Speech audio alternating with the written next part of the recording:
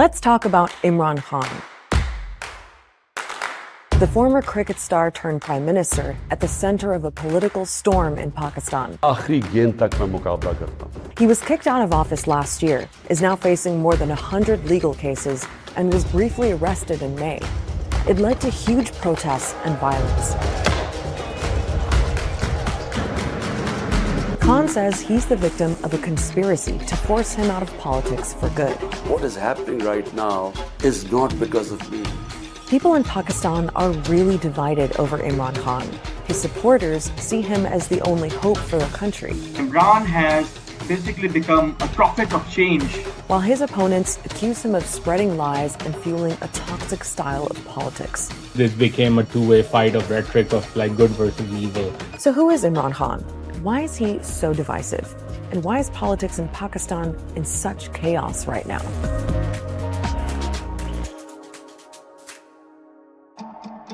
First off, let's run through Imran Khan's backstory. He was born into an upper-class family in Lahore and went to an elite high school. He studied at Oxford University in England, but it was his cricketing career that made him into a superstar.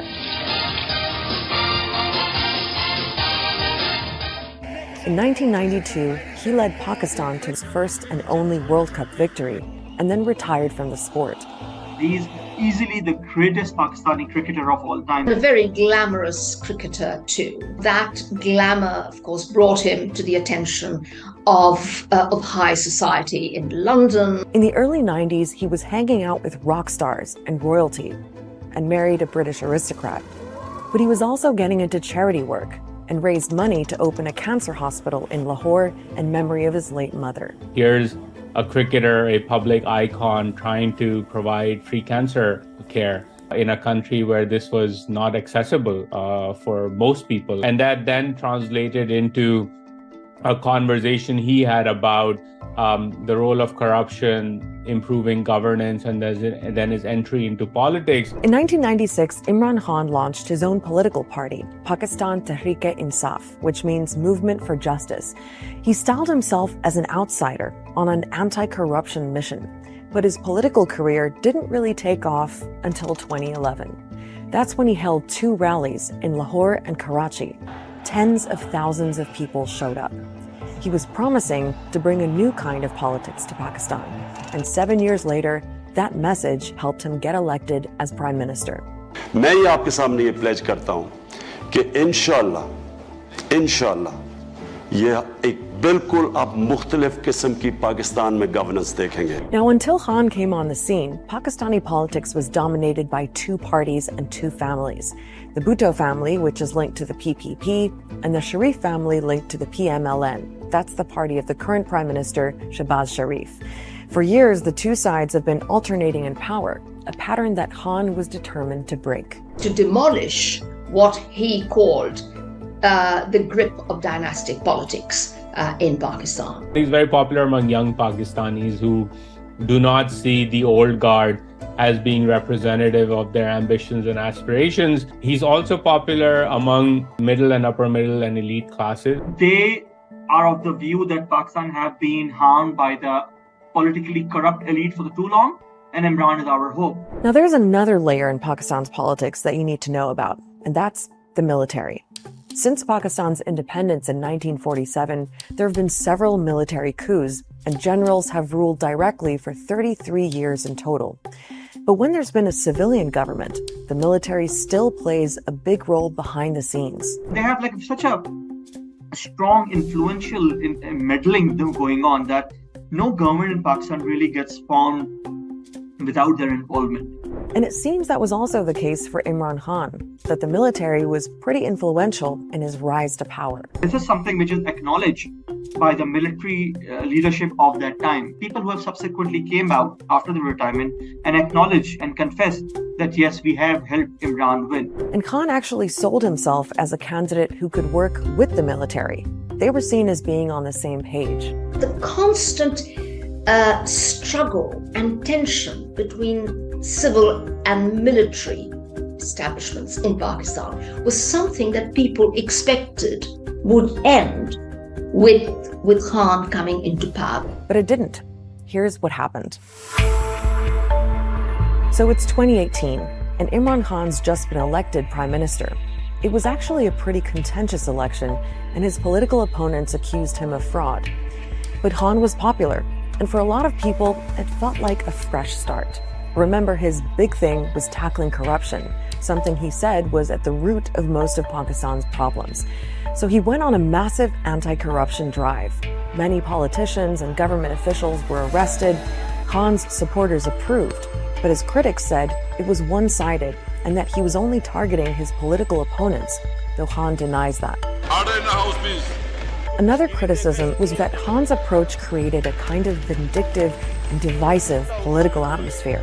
When he made compromise a bad word, you were all in with Khan or you were anti-Khan for whatever reason, that was the conversation. Khan brought with him an extremely divisive and some would say hateful style of politics. Much of that reflected in the language that he used, haranguing his opponents and accusing them of being thieves and crooks. सिर्फ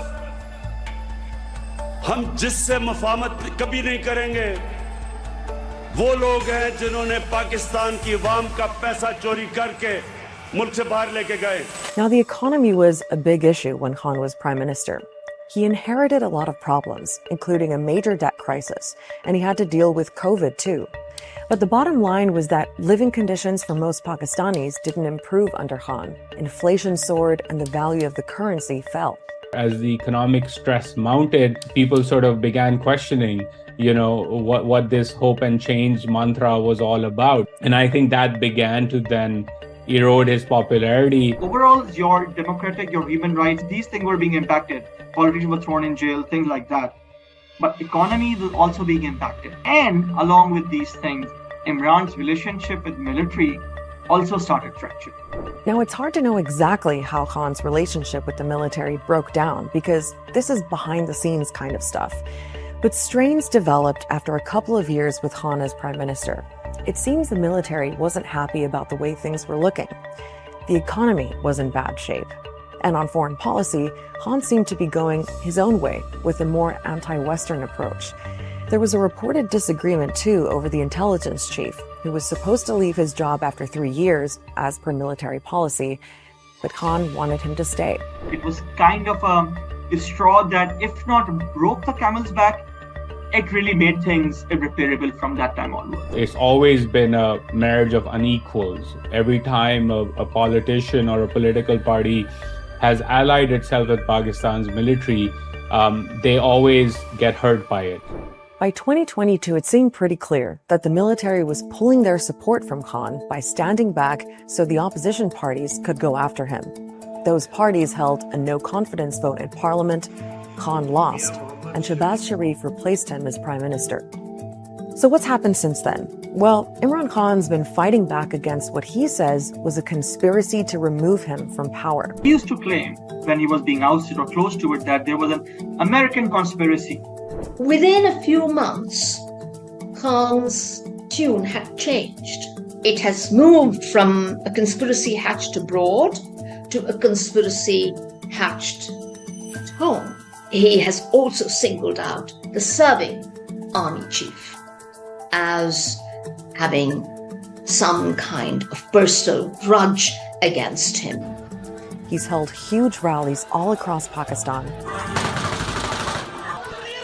At one of them, he was shot in the leg, and he says it was an assassination attempt. Now, Khan's been calling for a general election, and under the constitution, that has to happen by October at the latest.